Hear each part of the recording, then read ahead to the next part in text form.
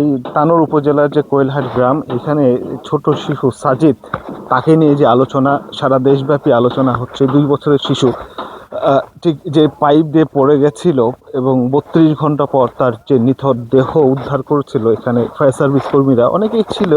ঠিক আমরা দেখাবো এই জিনিসটা যে আসলে কোথায় থেকে বাচ্চাটি পড়ে গেছিল এবং তাকে কত ফিট সুড়ঙ্গ করে তাকে যে উদ্ধার করা হয়েছে, আমরা আপনাকে দেখাই সেটা আপনাদের। যে আমরা ঠিক এই গর্তটা করা হয়েছিল মূলত এখান থেকে যে এক্সকাভেটর আসছিল মাটি খনন করার জন্য এই রাস্তাটি।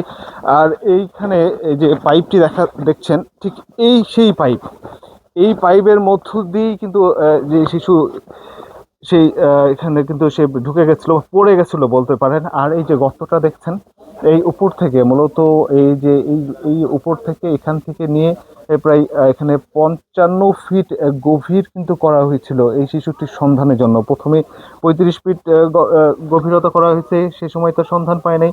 এরপরে কিন্তু ফায়ার সার্ভিস কর্মী তারা প্রায় 55 ফিট গভীর করেছিল এবং তার 45 থেকে 48 ফিট অবস্থানে কিন্তু তাকে শনাক্ত করেছে এবং তাকে উদ্ধার করেছিল।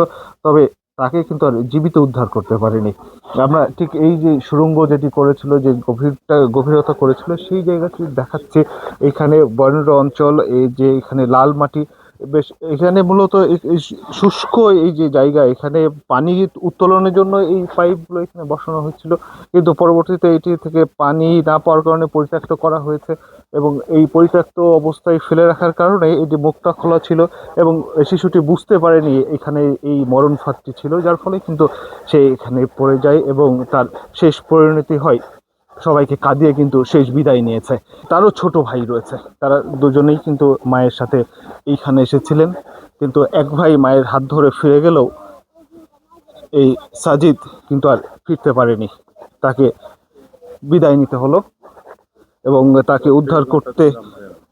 উদ্ধার করতে ফায়ার সার্ভিস কর্মীরা সময় নিয়েছিল প্রায় 32 ঘন্টা। এই সেই জায়গা যেখান থেকে শিশুটিকে উদ্ধার করা হয়েছে এবং আমরা দেখেছিলাম যে ফায়ার সার্ভিস সহ অন্যান্য বাহিনীর সদস্যরা পরিশ্রম করেছেন। সেই সাথে এখানে যারা গ্রামের মানুষ ছিল, আশেপাশের মানুষ ছিল, তারাও কিন্তু নিরলস শ্রম দিয়ে গেছেন এবং প্রত্যেকের অবস্থান থেকে চেষ্টা করেছেন শিশুটিকে উদ্ধার করার জন্য। অনেকেই দোয়া করেছেন, যে যার মতো করে চেষ্টা করেছেন, কিন্তু বাচ্চাটিকে পাওয়া গেছে। শেষ পর্যন্ত আমরা দেখেছি শিশুটিকে পাওয়া গেছে, কিন্তু সেই শিশুটিকে আর জীবিত পেল না, অর্থাৎ তার নিথর দেহটি উদ্ধার হয়েছে।